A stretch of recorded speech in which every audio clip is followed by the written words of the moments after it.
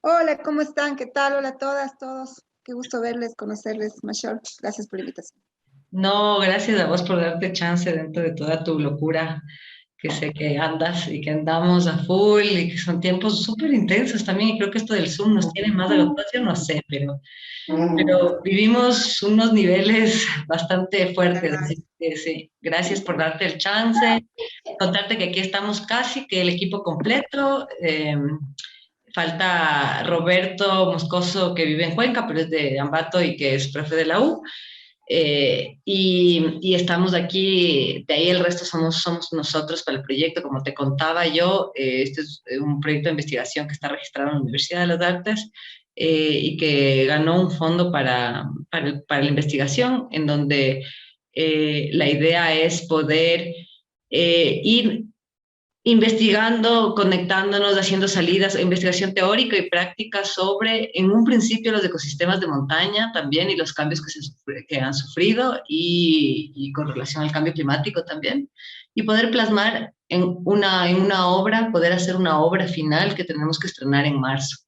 Entonces andamos también en toda esa parte de ir averiguando qué pasa en nuestros entornos, de cachar más qué pasa en torno a todas las prácticas que se realizan en los ecosistemas, no solo de montaña, sino justamente veíamos de nuestros entornos, porque Dara, por ejemplo, está en Manabí, Jennifer está en Guayaquil, eh, y entonces andamos en eso y creíamos que era súper valioso que tú nos puedas aportar. Así que muchísimas gracias por estar aquí. No sé Gracias, gracias si por la invitación. así como rapidito te cuento eso. Anto, no sé si se conocen, pero Anto, Sí. ya, claro, con Anto sí se conoce. Jennifer, Jennifer es estudiante de la universidad en los últimos niveles y está en Guayaquil. Juan está también egresando de la universidad y en danza y está en Robamba. Dara acaba de presentar su tesis, de hecho, su creación. Sigo feliz.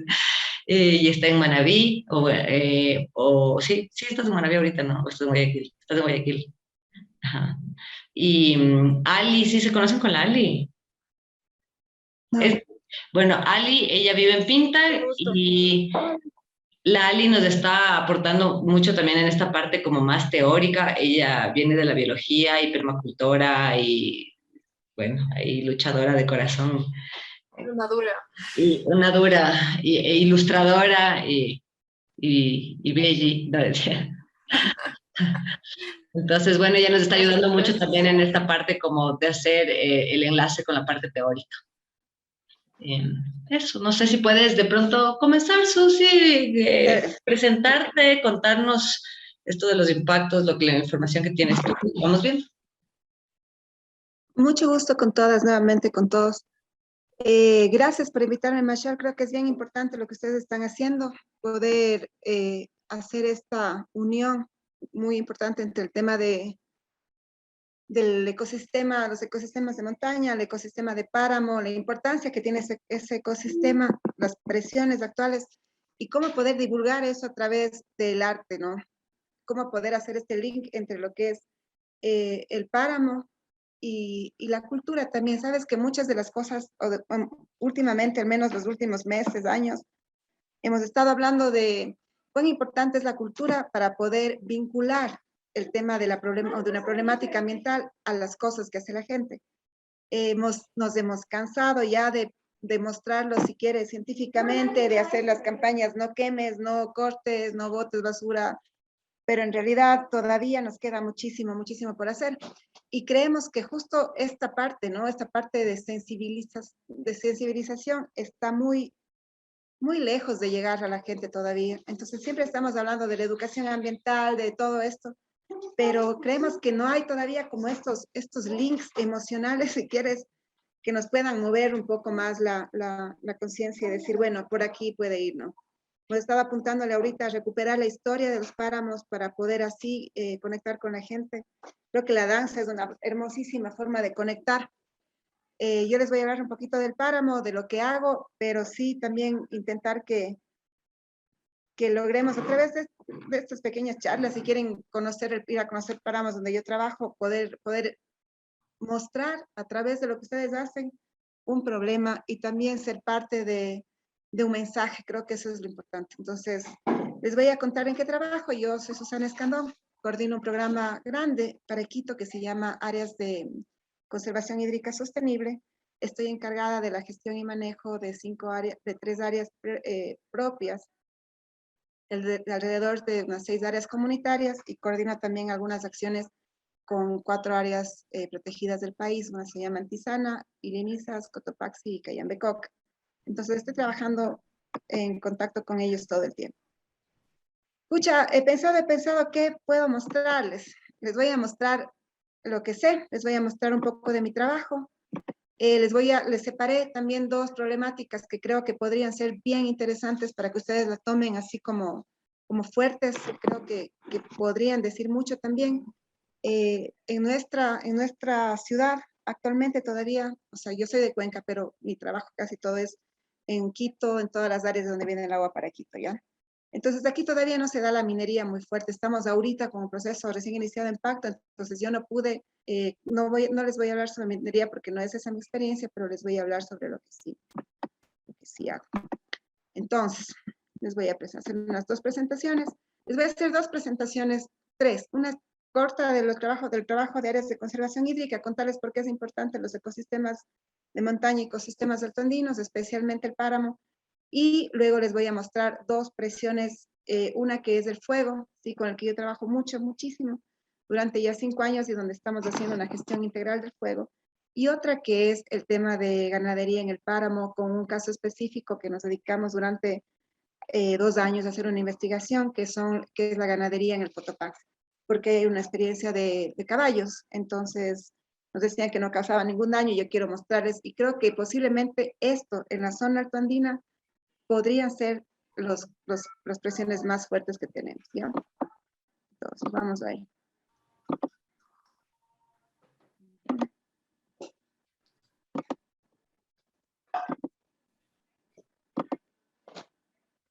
¿Ya? ¿Se está presentando? Chévere. Sí. Chéverazo.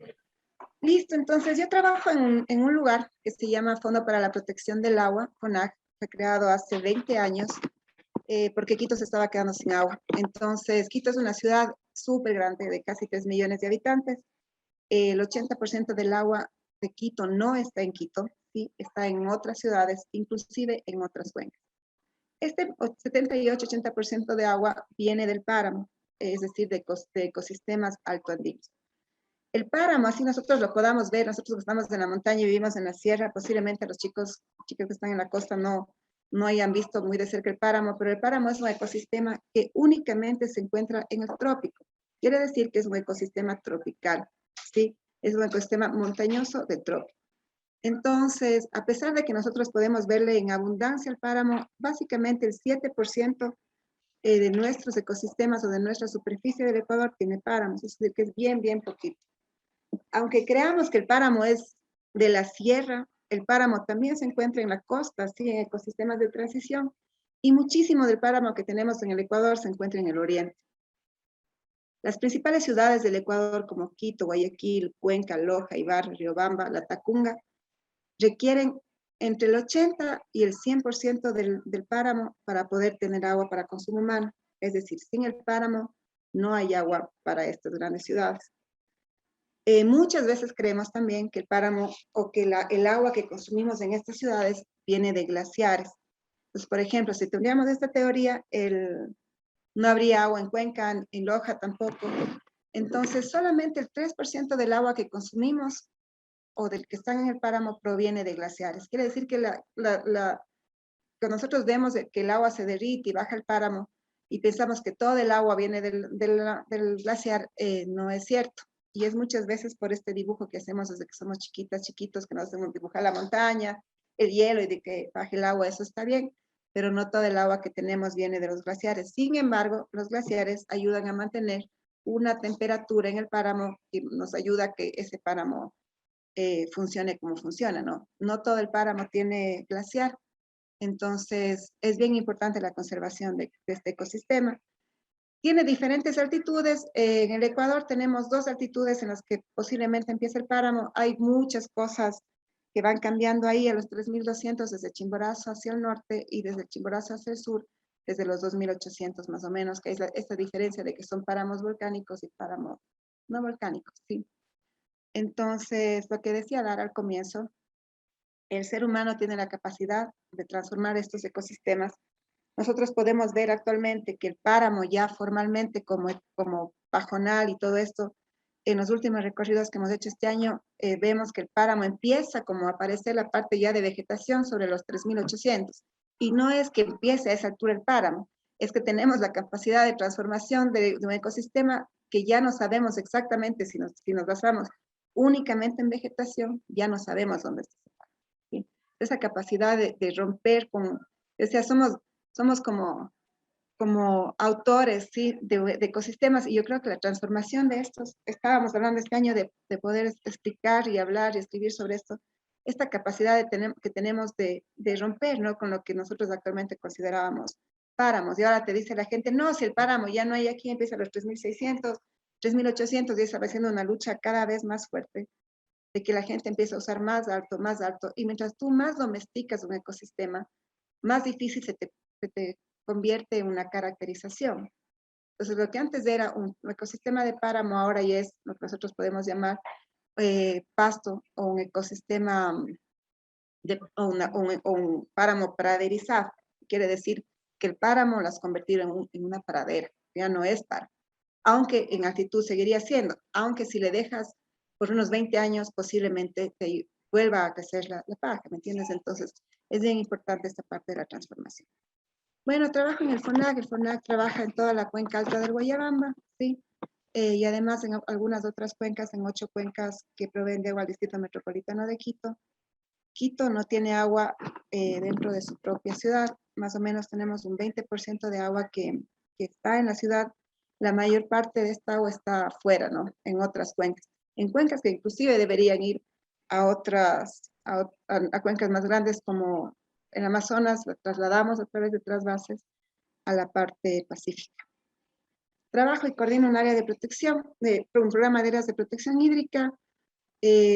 Para Quito es bien importante, o para la ciudad de un momento fue bien importante, terminar un poco esta parte de grandes proyectos y más bien pensar en la conservación de sus fuentes de agua. Entonces, este programa lo que hace es identificar estas áreas de conservación hídrica, potenciar las actividades de conservación, hacer acuerdos con comunidades. Alrededor de la conservación del agua no solamente está la parte de agua, está también la parte de biodiversidad, de recursos naturales, está toda una parte cultural durísima. En la parte del páramo están muchísimas culturas importantes de nuestro país y mucha infraestructura cultural también, ¿no? Todo lo que es el camino de los pasos del Inca, o sea, hay un montón de información que está ahí, montañas que vienen a hacer un vínculo igual directo con la gente. Trabajamos muchísimo con la gente, muchísimo, y eso ha hecho que tengamos un valor adicional de entender estas problemáticas. Entonces trabajamos, como decía, en gestión de áreas, acuerdos de sostenibilidad, que es poder hablar y coordinar con gente sobre las necesidades también. La gente, es una cosa bien loca, ¿no? Porque a pesar de que el páramo es un ecosistema súper generoso, ¿sí? Es un ecosistema generoso porque básicamente nos está proveyendo de vida a través del agua. Sin embargo, la gente que vive en las partes altas, y ustedes seguramente habrán visto, no sé si los chicos de la costa tal vez, o chicas de la costa todavía no tanto, pero también es un lugar donde se concentra muchísima pobreza, que es lo mismo que pasa en la Amazonía. Entonces ustedes ven en los pueblos de la Amazonía, que son los generadores de riqueza, están también las ciudades y las poblaciones más pobres del Ecuador. Entonces nosotros vamos al páramo, sí, en la parte alta, por ejemplo, se concentra muchísima pobreza. Una de las cosas que nos pasaron en el 2015 y que estamos intentando cambiar es que el 100% de los lugares donde venía el agua para Quito no tenían agua. Entonces imagínense esta disparidad y lo que la gente lo notaba como dentro de lo que es una relación campo-ciudad como una injusticia, ¿sí? Entonces íbamos a las comunidades y claro, las comunidades lo que ven, igual que el petróleo, imagínense, es ver pasar un gran tubo de una empresa muy grande, ¿sí? Y ellos no tenían agua para consumo humano de calidad y tampoco en cantidad, ni agua autorizada. Entonces nosotros siempre estábamos pensando en proyectos productivos, alternativas productivas, cuando dijimos, no, pues, o sea, lo primero que tienes que tener para reducir esta injusticia es que la gente pueda tener agua para, o sea, de calidad y cantidad adecuada, o sea, que tenga mínimamente los derechos que tú exiges como ciudad todo el tiempo, porque la ciudad finalmente es un monstruito que te va comiendo fuentes de agua, te va comiendo recursos, pero no regresa mucho, ¿no? Entonces, tener eso también, que el páramo es un lugar donde, o los lugares de montaña es un lugar donde se concentra muchísima pobreza. Entonces, ir cambiando estas realidades a través de, primero, de una visión de justicia, o sea, cómo ve la gente de arriba a la ciudad, ¿sí? Entonces, estas fueron preguntas que nos hicimos en el 2015, desde otra visión, ¿sí? Pensando en esto de que no puedes hacer siempre lo mismo y las cosas van fallando cada vez porque no tenemos otra forma de mirar. Y bueno, poco a poco vamos reduciendo esta cuestión de inequidad y haciendo que la gente tenga lo mínimo, agua para salud, para consumo humano y agua para soberanía alimentaria. Todo el tema de capacitación y trabajar en sistemas de gobernanza a diferente escala, empezando por la escala más chiquita, que es la escala comunitaria, juntas de agua. Así que, por ejemplo, si vas a tener agua en tu comunidad, por lo menos que tengas esta capacidad organizativa, legal y de gestión de tu propia agua para que luego te quedes con sistemas obsoletos, que es lo que ha pasado con mucha gente. Bueno, esta la voy a pasar. Bueno, esta parte es bien importante que es un poquito técnica, pero creo que es bien importante que ustedes la cachen, que son diferentes dimensiones en las que nosotros hacemos un análisis del agua, ¿sí? Y a través, teniendo como una base, un territorio. Este territorio puede ser muy pequeñito, como una comunidad, o puede ser muy grande, como una junta, una ciudad. No sé si vamos a nivel país. Entonces, a nivel ecológico tenemos diferentes dimensiones que me gustaría contarles. Por ejemplo, la vegetación, todo lo que es cobertura vegetal. Si un área está conservada, si un área está degradada, la degradación se mide a través de las presiones y un paisaje, ¿sí? Obviamente el agua, la hidromorfología, que quiere decir más o menos cómo, si es agua superficial, por ejemplo los ríos, cómo está la cantidad, la calidad. Y una parte bien importante que hicimos es el tema de análisis de derechos, uso y administración, es de lo que les hablaba ahorita, ¿no?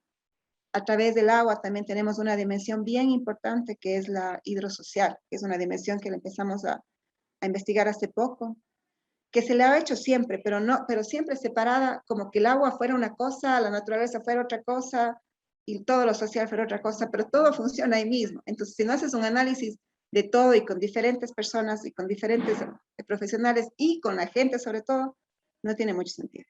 Entonces, los actores, las relaciones de las personas, los discursos alrededor del agua, si tú le preguntas a una persona de la empresa de agua, ¿qué es el agua? Le preguntas a un agricultor qué es el agua, le preguntas a una señora de la comunidad qué es el agua. Pues tener estas diferentes visiones que te ayuden a juntar un qué es el agua para la gente es bien importante. Los conflictos también, tenencia de tierra y los sistemas de vida. Entonces aquí hicimos un análisis chévere, que fue un análisis de la dinámica territorial, es decir, qué es para usted la ciudad y qué es lo que le trae la ciudad y qué es lo que le deja la ciudad. Entonces estos análisis fueron súper interesantes. En la parte económica, el agua también, o todos los ecosistemas alfalinos también tienes una parte productiva, son sistemas bastante productivos, y también todo el tema de uso de suelo y gobernanza, como les decía, leyes, un poco la organización, un análisis de plurilegalidad, que es un análisis desde lo más chiquito, es decir, cómo la gente se organiza legalmente dentro de sus comunidades para poder hacer una adecuada gestión. Entonces vamos a hablar ya un poquito de la gente y las presiones. Como les decía, ahí el páramo tiene muchísimas presiones. Lo que hicimos, o lo que hacemos nosotros para nuestro trabajo es un análisis a través, esto parece difícil, duro, pero no lo es para nada. Trabajamos en presión, en una fuente de presión, en una amenaza, cuál es un atributo de un ecosistema y cuáles son los objetos que queremos conservar. Podemos leerlo tanto de izquierda a derecha como de derecha a izquierda. Podemos nosotros, a través de nuestro análisis, identificar diferentes objetos de conservación, o los que ahora se llaman valores de conservación, también podemos ponerle cualquier nombre. Entonces, nosotros decimos, queremos conservar el páramo, el bosque andino, las quebradas, podemos tener una especie. En nuestro caso, en todas las áreas donde trabajamos tenemos el oso andino, ¿sí? Tenemos íconos de paisaje y valor cultural, como son, por ejemplo, los chaquiñanes, los los caminos del Inca, por ejemplo, una montaña, el Cerro Puntas, el Coturco, es decir, tener así como muy claro qué es lo que queremos, a qué le queremos juntar con esta vinculación que decía también emocional, el tema de gobernanza y el tema del agua, obviamente. Entonces, si leemos desde la derecha hacia la izquierda, vamos a ver, por ejemplo, qué nos provee, vamos a seguir esta flecha, el páramo nos provee biomasa, cuál es la presión principal que tiene ese páramo, es una presión de degradación del suelo, sus capacidades de retención y regulación, que es son como las características del páramo. Y vamos a ir para acá, cuáles son ahorita las principales presiones. Aquí podemos ver que son las plantaciones de eucalipto y quemas. Este es un análisis que hicimos en el Cerro Las Puntas, ¿sí? Entonces, una presión es la acción inmediata que puede causar un daño a un ecosistema, ¿sí? Hablemos pongámonos, no sé, les voy a poner un ejemplo, ¿ya? Me chanqueé una uña, ¿sí? Esa es la presión, se quemó el páramo, ¿ya? La fuente de presión, es decir, la quema. La presión es el efecto inmediato de me chanqué la uña, ¿sí? Pongamos que eso va más allá, no me lastimé el dedo, ¿sí? Entonces el dedo ya me deja de funcionar. Entonces esas son las alteraciones ya a un sistema más grande. ¿Qué pasa pero con lastimarse la mano? Quiere decir que una parte de mi dedo está mal, por lo tanto yo no voy a poder hacer algún movimiento que solo puede hacer mi mano, ¿sí? Entonces, es decir, uno va perdiendo, de acuerdo a su categoría, va perdiendo toda la funcionabilidad. Entonces, entre las principales fuentes de presión que tenemos en nuestros páramos, quiere decir las cuestiones inmediatas, tenemos el cambio de regímenes de temperatura, lo que llamamos de cambio climático, quemas. En nuestros páramos, durante los años 70 fue un boom todo este tema de la siembra de pinos y eucaliptos, la ganadería y agricultura. En los nuevos escenarios del uso del suelo, a los nuevos escenarios básicamente nos referimos a la urbanización, ¿sí? Entonces, la gente se empieza a mover hacia arriba, ¿sí? Antes básicamente para la agricultura, ganadería y esto, pero y ahorita la ciudad se mueve. En el caso del Latacazo, que es una montaña que queda cerquita de Quito y que tiene alrededor de 60.000 personas, 160.000 personas necesitan esa agua para vivir. Este sistema no está conectado a otros sistemas grandes, quiere decir que si se pierde esa agua para Quito, se pierde y no hay quien más se conecte. La última casa de la primera fuente está a 1 kilómetro. Imagínense. Entonces, hablamos del sur de Quito, ¿ya? De lo que sería Chillogallo, la Ecuatoriana, que son barrios que están bien al sur para que más o menos entiendan los chicos que no son de Quito, y han ido subiendo tanto, que la ciudad está por comerse su primera fuente de agua, que es para la ciudad. Y esta fuente de agua no se conecta a ningún otro sistema más. Entonces, se pierden esos sistemas y no hay a qué conectarlos. Simplemente esa gente se queda sin agua. Entonces, ahí es cuando trabajamos en temas de acuerdos o en este caso ya más extremos y muy raros en temas de compra, para evitar que la frontera urbana se suba. Y los problemas que tenemos ahorita, casi todos o la gran mayoría son de origen de presión urbana. ¿Sí? La tenencia no regularizada, que es un problema en todo lugar, y el acaparamiento, que es un tema bien chévere y no sé si se pueda tocar así como a través de lo que ustedes van a hacer, que en el Ecuador nosotros tenemos dos formas de gestión del agua, ya únicamente dos. Una es comunitaria y otra es pública, ¿sí? El Estado reconoce dos formas de gestión del agua. Y el agua no puede ser privatizada. Eso está en nuestra Constitución. Sin embargo, no hay una privatización per se, pero por ejemplo, nosotros tenemos en este caso hacendados que tienen 200 litros por segundo de agua y tenemos comunidades que tienen 0.5 litros por segundo para 1.000 personas. Entonces, si bien no hay una cuestión de que sea privatizado, porque el agua es del Estado, tienen una concesión, pero sí hay una cuestión que se llama el acaparamiento, que quiere decir que así como el dinero está en muy pocas manos, el agua también está en muy pocas manos, ¿sí? Entonces, esto también es importante de revisarlo, ¿no? Y son más o menos estas presiones las que nosotros vamos trabajando y que Pero, vamos... pero y eso que dices, como que el Estado tiene la concesión, es como el control de que llegue a la gente. No, verás, a través del Estado tú puedes autorizar una fuente de agua. Quiere decir esto, que el agua no pertenece a una persona, ¿sí? Entonces, por ejemplo, a ver, te voy a poner un ejemplo. El agua en la Constitución tiene diferentes niveles de prelación, ¿sí? El primerito es agua para consumo humano, agua para soberanía alimentaria, agua para caudal ecológico y otros usos. Sí, eso en una realidad imaginaria, más o menos. Pero en el Ecuador, el 60% del agua va a riego, ¿sí? Entonces, casi todo el agua que tenemos va para sistemas productivos y para sistemas industriales. La cuestión es que el riego sería interesante si esa agua, ese 60% fuera a riego campesino, que son los que nos dan, en este caso, el 61% de alimentación que todos comemos viene de campesinos. Sin embargo, el agua está entregada a grandes industrias, a la parte agroindustrial. Brócoli, sembríos de cañas, sembríos muy grandes realmente, ¿no?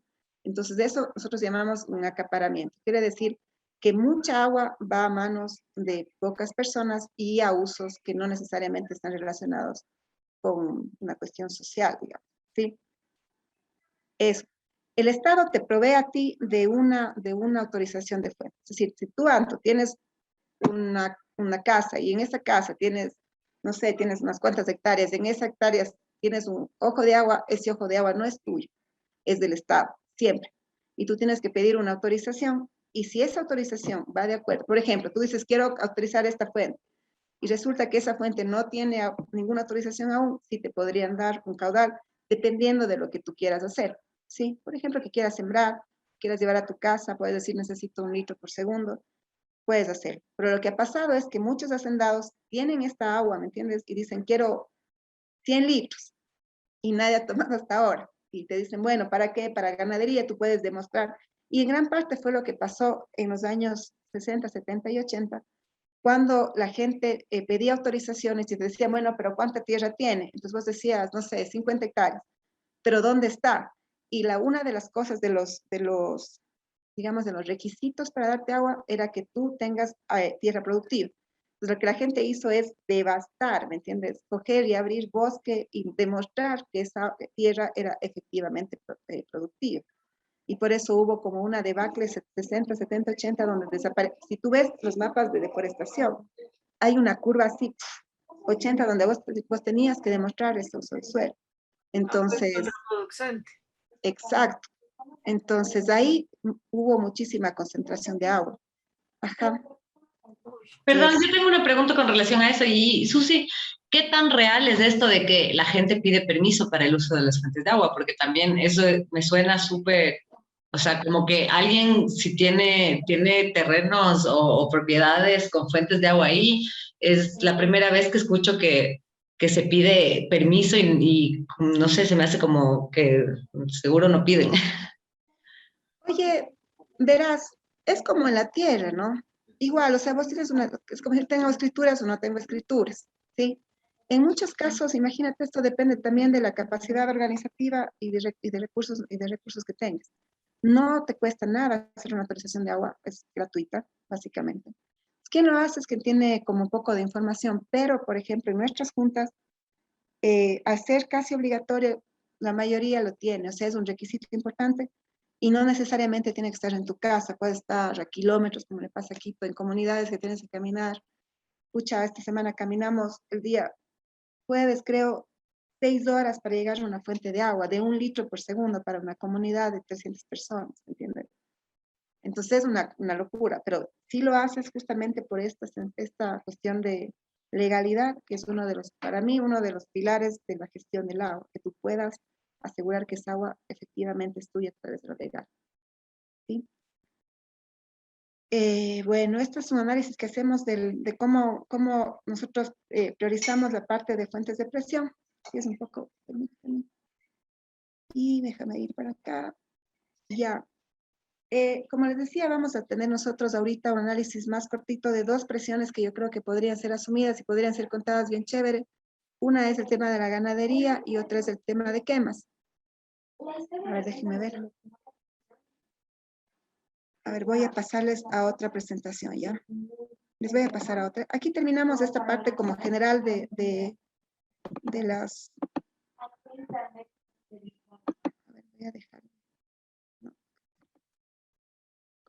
Salgo de la presentación, perdón. Ahí, ahí está. Ahí ya te saqué, ahí para que ponga el dato. Chéverazo. Entonces vamos a ver otra. Presión, incendios. Creo que es esto. Ya. Creo que, o sea, si podría darles unas recomendaciones básicas sobre qué temas tratar, habrían dos temas que son bien importantes en nuestros páramos durante los últimos años y especialmente ahorita en época de pandemia. Nosotros tenemos y hacemos un trabajo fuertísimo sobre el tema de incendios. Hemos analizado ya esta presión y venimos trabajándole en ya poder trabajarle de forma más integral, digamos, le llamamos gestión integral del fuego. Pero nosotros vemos una cosa bien importante en pandemia. Durante los últimos años, este año no porque nos ha llovido por suerte todos los días, pero durante los últimos años nosotros tenemos como una estadística de incendios, ¿ya? Y sabemos cuáles son los meses donde tenemos que estar así, pero pucha, preparadísimos, compramos todo y ya estamos ahí. Y tenemos alrededor de unas 7 quemas por año, más o menos, esperamos unas 1000 hectáreas año en nuestra área nuestras áreas de conservación en general, en todo nuestro ámbito, y es un montón de hectáreas, ¿sí? Y tenemos estos 6, que sabemos que son duros, que sabemos exactamente dónde son y que ya los manejamos, digamos, que si no los manejamos bien, vendría a ser, o sea, si no los manejamos y gestionamos a tiempo, serían entre 7 y 10,000 más o menos. Pero nuestra media es 800 a 1000, ¿sí? Que es bastantísimo, es un montón. Pero en el último año, en el tema de pandemia, nosotros estábamos preparados para los 6, ¿sí? Pero resulta que teníamos 2 incendios por mes y esta vez teníamos como 8, 10, a veces teníamos lunes, martes, miércoles, y así en todos los lados. Y una de las cosas que está pasando y que creo que tal vez es bueno adelantarse, es que la gente que antes, o sea, que dedicó sus áreas a conservación durante muchos años, ahorita por un tema de crisis y por un tema de falta de trabajo, ha vuelto a usar su páramo, ¿sí?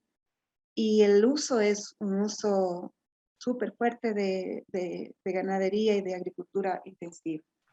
Entonces, les quiero mostrar unas fotos de lo que significa para nosotros apagar un incendio. Trabajamos alrededor de 30 personas. Son ecosistemas que estaban, como ustedes pueden ver, ya sanitos, una paja alrededor de 1 metro más o menos. Mucha páramos que no se han quemado en los últimos 10 años, que ahorita están hechos pedazos. Y que mucho más en pandemia, ¿no? O sea, páramos que ya estaban básicamente en estados de conservación.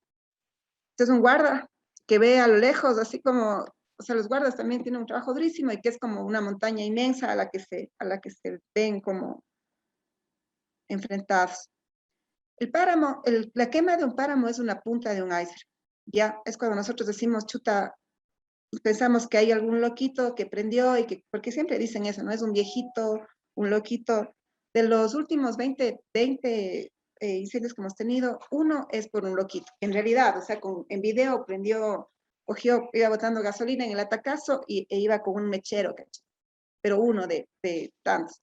Pero la quema es la punta de un iceberg, ¿no? Donde nosotros a los pocos tiempitos, miren, aquí está esta parte de lo que hablábamos de la transformación, acá arriba también, si pueden ver. Una quema es al siguiente día entrada de ganado y es entrada de tractor. Esto es al siguiente día de la quema del páramo del Atacazo. ¿Se acuerdan en el 2018 que fue una quema inmensa y que se veía así como la Virgen del Panecillo al rojo? Al siguiente día aquí está, le pueden ver acá atrás, está todavía prendido el páramo y al siguiente día es tractor, ¿no? Entonces eso es una presión que quería contarles. Y la otra que tiene que ver con el tema, el tema de ganado. Nosotros estuvimos haciendo un análisis súper fuerte también para entrar al tema de la presión de ganado. Ya. De la presión de ganado en el páramo. Y este es un censo que hicimos hace algunos años, un poquito más de un año, en el Cotopaxi, porque nos decían que los caballos son endémicos, la misma gente de ahí del parque, chistoso. Pero bueno, Este censo lo hicimos y estamos empezando ya, empezamos unas acciones de baja, porque queríamos demostrar obviamente que la cantidad era demasiado grande para un parque tan chiquito. Entonces hicimos un censo, sí, de ganado, a un nivel tan a detalle que les íbamos viendo los cositos de la oreja y les íbamos como organizando por atos, si quieres, a los ganados, ¿no? Más o menos este es el parque y así estos numeritos son la distribución de caballos en el parque, ¿sí? Estos son los ¿Cuántos caballos hay? Creo que habían 400 en ese tiempo. Wow. Ahora hay muchísimos menos. Entonces, este es el parque y esto es, miren, esto es la parte blanca, si ven las partes amarillas, no sé si puedo verlas por aquí.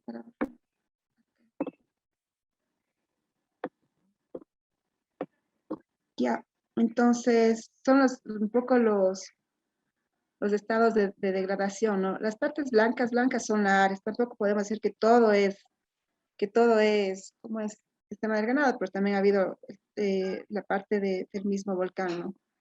Estos son los mapas donde se muestra todo esto y así queda más o menos un páramo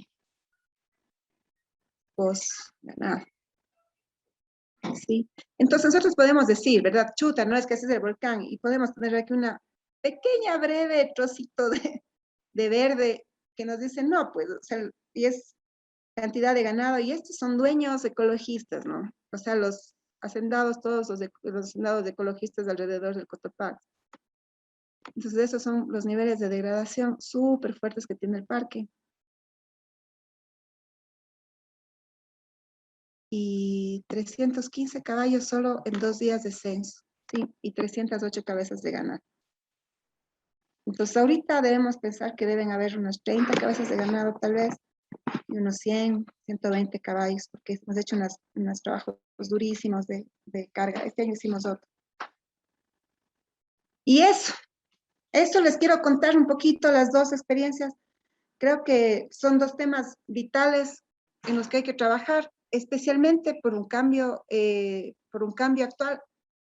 Creemos que la transformación del suelo se va a dar durante este año y los que vienen, ya lo vimos el anterior año por un tema de crisis COVID, que es un año bastante fuerte y lo que viene es duro, ¿no? Entonces, tal vez, o sea, acompañarles y pedirles que ese sea, si ustedes quieren o creen, ese puede ser el enfoque. Y si tienen alguna pregunta, no sé, cualquiera que tengan. Eso, Mashol. Gracias, Susi. Hagamos preguntas, aprovechemos para bombardearle un poco a Susi, que creo que ya por ahí van a salir. Igual yo también tengo un par de preguntas. Anto, ¿ibas a hablar? Bueno, primero que todo, gracias. Estuvo súper chévere la presentación. Sí había datos ahí que sí son un poco técnicos, me quedan dudas, pero gracias, estuvo súper chévere la presentación. Y del ecosistema páramo, tengo una duda. Es un ecosistema, si es especial, ¿qué otros países tienen? Eso tengo una duda en general. Ya. Verás, al ser un ecosistema tropical, significa que únicamente está en los trópicos del planeta, ¿ya? En nuestro continente tenemos en los principios, o sea, la mayor cantidad de páramos los tiene Colombia, Venezuela, Perú, Ecuador. Un poquitito más abajo, sí, pero estos son casi el 100% está solamente en la parte de los trópicos. Es un Y ecosistema tropical. Se llama ecosistema tropical de montaña. lo otro que sí dijiste, pero no te quería interrumpir, ¿a partir de qué altura se da? Ya. Verás, durante muchos años la clasificación de los ecosistemas, y gracias a nuestro querido Alexander von Humboldt, entonces la caracterización de ecosistemas está muy basada en la altura, ¿sí? En la altitud. O sea, en la parte desde Chimborazo hacia el norte hablamos de 3.200 sobre el nivel del mar, ¿sí? Y de Chimborazo hacia el sur, 2.800 sobre el nivel del mar. Son diferentes tipos de páramo porque básicamente no son páramos volcánicos ya los del sur. Has visto, no sé si te has dado cuenta que el páramo empieza muchísimo antes. Pero actualmente la gente te dice, no, el páramo empieza a los 3.800, pero no es así. O sea, si tenemos como una caracterización de altura y vegetación, ya no tenemos páramo prácticamente a los 3200. Lo que tú vas a ver es pastizales y eso se llamaría un páramo praderizado o un páramo cambiado. Y de esta capacidad que hemos tenido de cambiar. Si nos basamos en altitud, la altitud siempre va a ser la misma. Si nos basamos en vegetación, te diría que ahorita, con mi experiencia personal, ¿en dónde empieza el páramo? Si nos basamos solo en vegetación, hemos perdido entre 400 y 600 metros de ecosistema en altitud. Es un montón. O sea, casi estamos hablando de que recién a los 3.600, 3.800 podemos ver páramo, el resto ya es prado. Pero, o sea, en lo formal, 3.200. Si nosotros viéramos un páramo que nunca hemos usado, si nunca se hubiera usado 3.200. Oh. Y en regenerar un páramo, ¿cuánto se demora con todo esto del...? Depende del estado de degradación. Entonces, si tú tienes un páramo súper degradado, ¿sí? ¿Qué te digo? Igual la degradación se mide por el estado de vegetación. Si tienes un páramo que ya básicamente está a nivel de tierra, te puede tomar solo en recuperar la primera capa de cobertura vegetal unos 10 años. La primera capa, quiere decir los primeros centímetros ¿cómo es? De vegetación. Y eso podríamos verlo, si quieren, en el Antisana, donde tuvimos una historia, imagínate, desde las primeras letras que se escriben en Antisana, que son las cartas de Humboldt, ya había ahí ganado, ¿cachai? Ya había ahí vacas. Y desde inicios de este año, perdón, a inicios del siglo XX, en 1900, entraron las ovejas. O sea, pastaban alrededor de 37.000 ovejas en el Antisana. Y eran páramos prácticamente ya desérticos. O sea, ya de certificación, arena. Entonces, ahorita estamos en un ejercicio de recuperación de la primera capa de vegetación. Estamos hablando del 2010 empezamos, 2012, y recién estamos en la primera capa que estamos hablando de ya formalmente páramo, 2 centímetros. Ahora, si el estado de degradación es menor a ese, depende, tú puedes cerrar, solamente eliminar una fuente de presión, hablo de vacas, ganadería, ¿qué más? Cerrar un área y dejar que crezca solo puede pasar en páramos con degradación baja y en páramos con degradación media, tú podrías, o sea, digamos que para el más alto 50 años y para el mediano podemos hablar de unos 20, 30 años. Y páramos, por ejemplo, quemados, que empiezas a ver este reverdecer. Y uno dice, no, pero si el páramo enseguidita crece. Pero la cosa es, ¿qué crece? Va a crecer básicamente en temas de vegetación, posiblemente paja, y en temas de diversidad muy poco. ¿Sí? El páramo, al tener la altitud que tiene y ser un ecosistema difícil, o sea, no es un ecosistema alto en el trópico, tiene un nivel también de endemismo. Todas las especies del páramo son muy diferentes a las otras, como más o menos un 40% de endemismo. Si tú pierdes una cantidad de plantas chiquititas, pues las plantas del páramo son chiquititas, un montón, pero hasta tener eso, no sé cuánto realmente. O sea, no tenemos un análisis como para decirte 50, 60 años, pero en lo que te digo que estamos nosotros con investigación formal de la primera capa del suelo desértico, sí, yo creo que sí han de ser unos 10 años, la primera capa 2 centímetros. Wow. O sea, de desierto a vegetación. Y de ahí, dependiendo del estado de degradación, solamente cercar y no hacer nada y crece, o en otros casos necesitas ponerle, si quieres acelerar ese proceso, podrías poner algún tipo de plantas, no necesariamente árboles, porque no es un ecosistema arbolado, más bien no tiene bosques, no tiene árboles, muy poquito. Ahí depende. Sí. Yo tenía también unas curiosidades que hablaba Susi del hecho de los incendios y de los cambios que se han dado en el último año y medio de pandemia de pronto, y que según yo te entendí decías que hay, por ejemplo, el uso de los páramos ha empeorado, o sea, como más bien yo hubiera pensado que es lo contrario, porque se habla de que en la pandemia se ayudó a regenerar un poco, ¿no? Entonces quería ver si nos contabas un poco más de esto. Verás, creo que la pandemia nos dio unas luces de esperanza bien interesantes donde nos convidaba al ser humano a mirar nuevamente la naturaleza. Creo que esa fue una de las cosas que nosotros esperábamos que se dé. Chuta, sin embargo, Sin embargo, la mirada a la naturaleza se dio de dos formas trágicas. Yo creo que mucha gente sí se sensibilizó, sí, pero se dio de dos formas trágicas. La una, que es el tema de volver a ver a la naturaleza en la parte agrícola y del uso, te digo, o sea, para nosotros, el tema de la quema y el cambio del uso del suelo en el último año fue radical. O sea, lugares donde no se habían quemado 10, 11 años, volvieron a quemar para meter vacas. Y un poco también es la desesperación de la gente del tema de los recursos, ¿no? De no tener recursos. Y sí fue, o sea, fue radical. Fue el un lado, ¿no? Que dijimos, pucha, que tal vez, si quieres, el espera, porque ya si uno maneja ya un tema de presiones, dices, bueno, ¿de qué vive la gente? Y ya estábamos como preparados para esto, digamos, ¿sí? Por ejemplo, verás, si tú subes al Cotopaxi por el lado del control norte, tú vas a ver en un mes un cambio de uso de suelo de 10 a 74 hectáreas de papas. La gente en pandemia, como no había ningún tipo de control y no había nada, lo que aprovechó es mete tractor, ¿me entiendes? Y mete fuego. Entonces fue una cuestión así muy fuerte. Y la otra mirada, creo yo, trágica, que seguramente las van a ver ustedes en todo el país, es un tema de una mirada al ecosistema, a la naturaleza desde un punto de vista turístico. Entonces cambiamos un poco los centros comerciales donde no podemos tener mucha gente y nos fuimos a la naturaleza.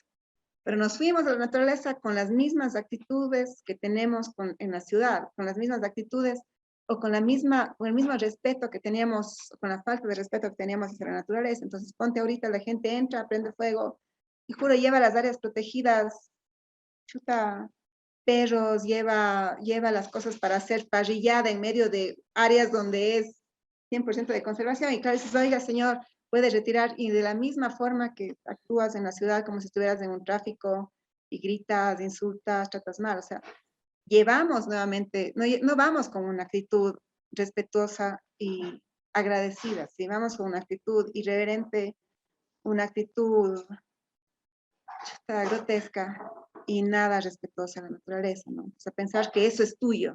O sea, como haces aquí, ¿no? Como le tratas mal al servidor público, usted trabaja para mí.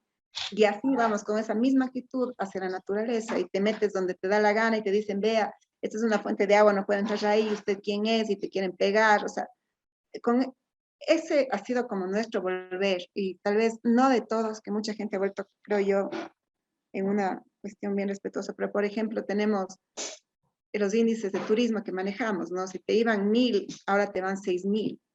Y antes, no sé, alguien que quiere irse al Cotopaxi tienes que hacer una fila en feriado de 3 horas para poder entrar. Entonces, puta, a veces algo está ahí.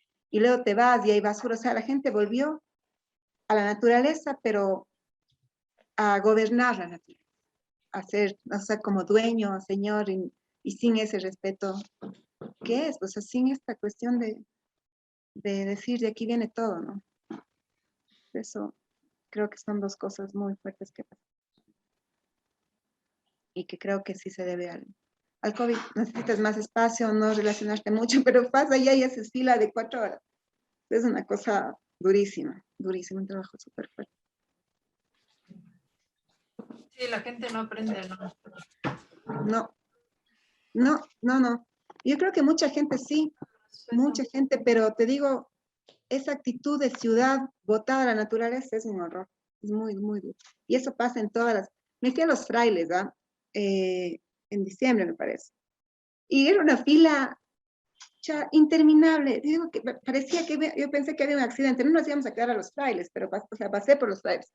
Y digo, ¿y esta fila para qué es? Para Los Frailes. ¿Te imaginas una montaña, una persona, una playa tan importante con carros y carros y carros? O sea, esa mirada hacia la naturaleza, supuestamente, no es devolver, es gobernar, es usar, es sacarle el aire nuevamente a lo que ya no podemos, que es un centro comercial, ¿no? Nos vamos con actitud de centro comercial a la playa, nos vamos con actitud de centro comercial, eso sí, es una locura. Con los perros. Por un lado, entiendo que la gente esté saliendo y con esta necesidad de buscar aire, pero es aprender a hacerlo con respeto, ¿no? Que eso es lo que falta, este detallito. Sí, justo. Sí, yo creo que ahí es en donde topamos también este tema que hablábamos con Ali o sea, cuánta información, ¿no? ¿Qué información manejamos? ¿Qué, hasta dónde está la educación también y nuestros conocimientos? Porque yo estás bien jodido. El otro día yo hablaba con un amigo eh, que es guía, no de montaña, sino guía, ¿cómo se llama? Los guías nacionales. Y me cuenta que se va al Quilotoa. Entonces, que en el Quilotoa, por ejemplo, había una familia y un señor que comían todo y botaban las cáscaras ahí, ahí. Entonces, que él se acercó y le dijo, oiga, discúlpeme, esto no es una basura, por favor, recoja. Y el señor, bravísimo, se pone a pelear y le dice, es que esto es orgánico. Entonces, yo decía, es muy loco porque yo entendía los puntos de vista de los dos. Yo le decía, claro, es que si tú le dices al señor que está tratando de cambiar también la forma de ver los desechos y le dices, esto es basura, te va a decir, no es basura porque es orgánico. Pero la cosa es que no lo puedes coger y botar así nomás. Entonces, como súper complejo la cuestión de realmente, también yo creo que hay una gran parte del trabajo de educación, ¿no? Una gran parte. Sí, sí, sí, pero ponte, pucha, ahí te tengo que explicar, ¿no? O sea, puede ser orgánico, pero tú no es que coges y botas una cosa en tu media casa porque es orgánico, ¿me entiendes? Tú recoges y botas llevas en una fundita y te llevas a tu casa y pones en orgánico. Es el basurero no, pues, ¿cuánto tiempo Sí. Pero yo en lo un que le decía paisaje había, tan frío, cuánto tiempo se tarda en descomponer? exacto, pero ahí también, por ejemplo, había una falta de información de mi amigo guía, de decirle basura. Entonces, si tú dices, no, eso es basura, el otro reacciona diciendo, no, no es basura, es orgánico. Pero si tú no manejas la información para decir, oiga, es que esto no se descompone así nomás, y si es que usted le deja botado así, o sea, como... Entonces, también había como eso, como una falta de información de los dos lados. Sí. Ali, la única que levanta la mano. Hola, chuta, Susi, full gracias, qué datos tan terribles, pero a la No, vez una charla, muchas gracias por tu trabajo. No, yo quería preguntarte algo que justo me está pasando a mí, que es justo esta la expansión de la frontera urbana. Y yo vivo en las faldas de aquí de la Antisana, más abajito de Pinta, en la Tola. Y yo tengo acá un terreno y bueno, nosotros no tenemos agua potable, ¿no? Y ahora entonces, claro, queremos hacer la petición del agua potable, pero ahora resulta que para poder llegar el agua potable tenemos que acceder a un plan de una urbanización inmensa que yo no pensaba que era tan grande, o sea, es enorme y tienen que aceptar un plan vial de 13 metros de vía, ¿no? De ancho de la vía. Entonces, mi pregunta iba, ¿cómo se dan las leyes municipales? ¿Por qué para el acceso al agua tienen que aprobarse planes urbanísticos cuando deberían ser más bien todo lo contrario, frenados? O sea, yo pienso, estos barrios de aquí ya son como las últimas áreas rurales quizás que le quedan a Quito. Nosotros pertenecemos al Cantón Quito, pero, pero no veo que exista ninguna regulación. O sea, y realmente no hay regulación tampoco en el cómo construyes, en el cómo utilizas el agua. Ponte, me vi completamente, ¿cómo se dice? O sea, identificada con lo que nos contabas. Acá nosotros tenemos una hacienda que es de los Hidalgo Hidalgo y ellos sí tienen acceso al agua de riego, no tienen así un reservorio gigante. Sin embargo, nosotros los vecinos no tenemos acceso al agua, se perdió la toma hace algunos años. Y bueno, es así como todo un relajo, ¿no? Entonces yo que digamos he vuelto al campo, vivo en la ciudad, pero estoy un poquito alejada y quiero hacer las cosas mejor y quiero producir mis alimentos y no usar químicos y bla, bla, bla. Realmente es full difícil y full difícil también ponerse de acuerdo con los vecinos que en cambio quieren el desarrollo, ¿no? Entonces, en cuanto a leyes, es más bien mi pregunta, ¿cómo le ves tú? Yo siento que hay un abandono total, pero ¿cómo podemos hacer, ¿no? Para incidir sobre que estas políticas cambien. Verás, hay dos instancias que tienen el tema de manejo del uso del suelo como la competencia, ¿sí? La una es el Ministerio del Ambiente, o sea, que te puede decir cómo usar ese suelo a través de todo lo que son áreas protegidas. La otra es del municipio, ¿sí? Que define cuáles son las categorías de cada uno de los espacios que vas a tener. Tiene diferentes categorías. Y según esta categoría, tú puedes saber, por ejemplo, si es un área de protección, si es un área para siembras, si es un área para urbanización y cómo va ese crecimiento. Lo que tú dices de que únicamente te puede dar agua a través de la urbanización, no es cierto, ¿sí? Tú puedes gestionar el agua de dos formas. La una forma es comunitaria y la otra forma es pública. La forma pública en Quito es a través de la empresa de agua potable y la forma comunitaria es a través de las juntas de agua. Si hasta la actualidad tú has tenido agua en tu casa y no pagas o no tienes un sistema de pagar al EMAPS, tú tienes un sistema de agua comunitario y no necesitas urbanizar para tener un sistema de agua comunitario. Ahora, si te va a pasar un gran sistema público, ¿me entiendes? Y el sistema público te dice, para que usted tenga agua es necesario que más gente viva ahí y solo así le vamos a dar agua de la empresa, tú podrías decir, en algún caso, no queremos agua pública, queremos fortalecer el sistema comunitario. Entonces, ver cómo está el sistema comunitario, identificar cuál es la problemática, buscar cuáles son las formas de conservación de esas fuentes, fortalecer un sistema de administración, gestión y manejo porque te hablaba de las chiquitas gobernanzas comunitarias, y gestionar mejor el agua que ustedes tienen. La empresa difícilmente te va a decir urbanice para tener agua, que es el caso que te mienten la gente que sí urbaniza. Entonces, no te puedo negar que capaz que algunas personas urbanizan sabiendo que por ahí va a pasar un gran sistema de agua, que es lo que pasa, por ejemplo. Ahorita está un gran sistema de agua por construirse, que es un trabajazo, que es el tema del Paluguillo. Entonces, este sistema va a pasar por todas las noroccidentales, las nororientales, que posiblemente también está la Tola y Pinta. Entonces, ¿qué te va a decir ellos? Bueno, si usted quiere una toma, o sea, ¿para qué ponemos la toma si viven 4 gentes, más o menos? Sí, entonces, ahí tú tienes las dos opciones, de decir, o sea, ya, pues las 4 gentes manejemos. Y podemos ir a ver cómo está el sistema, y gestionas, y te caminas, y lo primero que... Mira, yo siempre digo una cosa así, pero si tú no conoces tu fuente de agua, no conoces nada. Entonces, si tú estás en un lugar así de comunidad, ponte ahora subimos a la Lagachi Alto, que tal vez está, de la Lagachi Alto viene tu agua, la Tola. Entonces, va a la Tola y me parece que va también a San José y algunos lugares más. Y está altísimo, está súper, súper lejos, súper lejos. Sí. Entonces, ¿de dónde viene tu agua? ¿Cómo hasta ahorita has tenido el agua? ¿Cuál es el presidente de tu junta? Tu agua está legalmente autorizada, ¿me entiendes? Todas estas cosas y fortaleces, o sea, no sé, si capaz ya está vendida desde hace cuánto tiempo tu urbanización de lado y que posiblemente la gente compra con información privilegiada de por dónde va a pasar un sistema. Posiblemente haya pasado eso. Y si ustedes quieren, por ejemplo, el sistema de EMAPS también es súper viable porque es agua limpia, es agua segura, tienes posiblemente agua el 24/7, pero no es verdad que solo te dan agua si estás urbanizado. Ahora, cosas que sí te podría pedirle EMAPS, que sí es verdad que te va a pedir, es que tu barrio sea legal, ¿sí? Que No, que es otra cosa. Ese es. No es que necesitas autorización, es que necesitas algún tipo de legalidad. Y cuando te piden el sistema de agua, te dicen, muy bien, bueno, ¿su barrio es legalizado o no legalizado? Entonces vas a decir, no está legalizado. Vas a decir, bueno, entonces no puede tener agua. Y la forma, entre comillas, de legalizar es urbanizar, y no es real. Tú coges, vas al municipio y dices, ok, quiero legalizar mi barrio, y legalizas.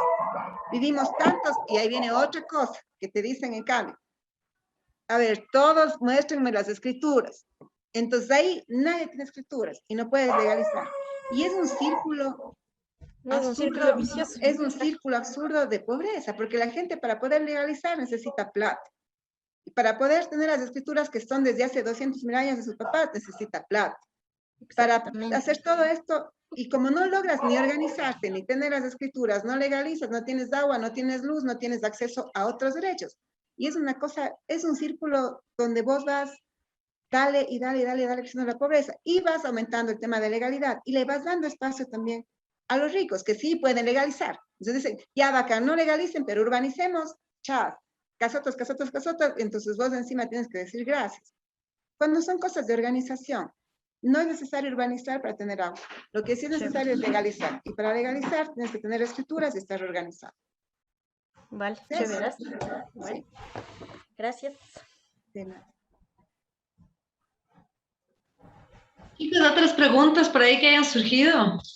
Oye, a mí, yo una cosita, entonces me queda como súper fuerte esto de que tú hablas como una de las mayores presiones, las quemas, pero finalmente se vuelve a que las quemas son por dos razones, que es ganadería y agricultura también, ¿no? Ganadería, agricultura, en algunos casos urbanización también creo que podría También a la tomarse, pero final. ganadería y agricultura. O sea, esas son las dos. La punta del iceberg es la quema. Al siguiente día de la quema, te muestra ahí de las 800 hectáreas que, ay, que fue un cazador, no sé, que el viejito.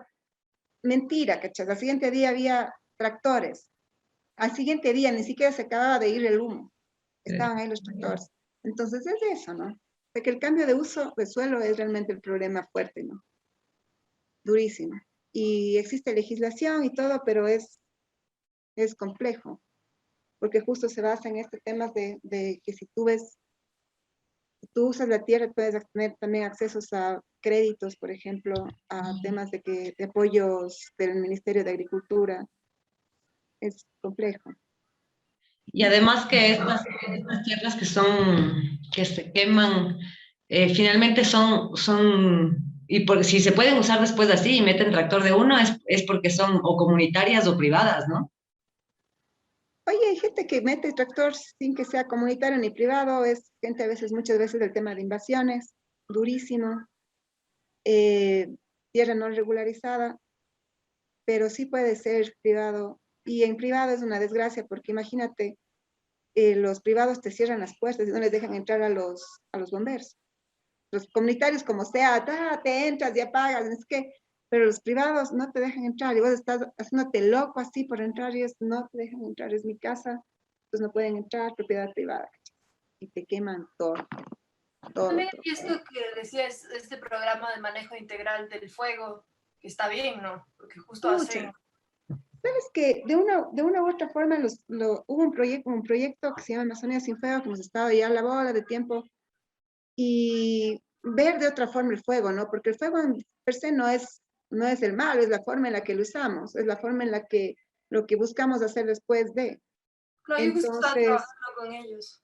sí, y bueno eso, porque ellos nos ayudaron con un montón de capacidades y alternativas, pero la gente todavía no está. Por ejemplo, una de las cosas que proponen es el manejo del fuego organizado, o sea, como tener quemas preventivas. Claro. Y para nosotros es bien complejo tener quemas preventivas. O sea, es durísimo porque la gente no hace una diferenciación entre una quema preventiva y una quema cualquiera. Entonces, por ejemplo, si nosotros promovemos una quema preventiva, a ti te puede parecer que es preventiva, pero al vecino va a decir el FONAC o el ministerio o los guardaparques están quemando. Si ellos mismos queman, nos van a decir. Entonces, hemos hecho un análisis, estamos haciendo nuestro plan de incendio, nuestro plan integral del fuego, y todos nos dicen no quema preventiva. No hay, o sea, no estamos preparados para que la gente le vea o sea, que pueda diferenciar entre lo preventivo y lo causístico, si quieres, o sea, si ya como práctica. Pero sí ha sido de gran ayuda y creo que hay ahorita una idea, o sea, creo que hay una mejor respuesta hacia el tema de fuego. Es una respuesta súper buena, sí, pero las razones del fuego todavía no han cambiado mucho. Sí. Entonces, la No es intensidad lo que la de viene, el fuego es malo, el fuego es malo, el fuego es malo, que sí, es difícil sí, cambiar. sí, sí. Entonces, creo que no, que el fuego nunca va a ser mal. Imagínate, el fuego es vida, Claro, igual que el agua. los elementos, claro. Pero la parte es que el fuego se usa ahorita no para generar vida, ¿me entiendes? Es para hacer cosas como estas, como las 800 hectáreas que nosotros nos preparamos todos los años. Y cada vez más, y cada vez peor, y cada vez más alto. Entonces, si yo me preparaba para ciertos lugares, el anterior año fue 1000 hectáreas en una quema de Yacachi, 1000, y nunca, no se ha quemado en los últimos 10 años. Entonces, ¿qué previenes ahí si no es ya no estamos hablando de una actividad sistemática en un oficio sistemático? El anterior año se nos rompió el sistemático. Ya sabíamos nosotros que era aquí, aquí, aquí, y apagas, apagas, apagas, ya sabemos. Claro, Y ya no es incidental, es decir, planificado. Ahora ya no sabemos dónde va a ser. claro. Está Pero si se durísimo, toca eso es difícil. sí, Claro. sí. Pero sí, Siempre es complejo se ha ido trabajar con la full. gente, claro. Ah, sí, Trabajar con la gente es complejo. complejo. Y con propietarios privados más, porque ellos te dicen, yo no quemo, ellos arriendan sus terrenos, ¿verdad? Te cogen y te arriendan 500 hectáreas a papeles. Y te dicen, ya no es mío, ¿cachas? No, si es arrendado. Chao, se acabó. Ninguna responsabilidad. Claro, no les importa. Claro, si no es Ujú, suyo. sí. Y territorios tan grandes, 500 hectáreas, claro, no les da igual. ¿Cachas? ¿Quién tiene 500? Hay gente que tiene 3.000.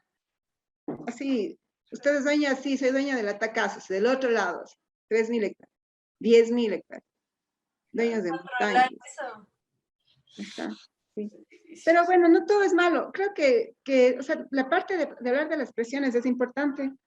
Sí es importante también hablar de los acuerdos. Hay mucha gente comunitaria y también privada que está entrando a acuerdos que, que empieza a ver sobre todo en la falta, ¿no? Siempre partimos de cuando hay escasez, actuamos en casi todas las cosas. Entonces creo que sí, la gente está volcándose muchísimo a las áreas de conservación.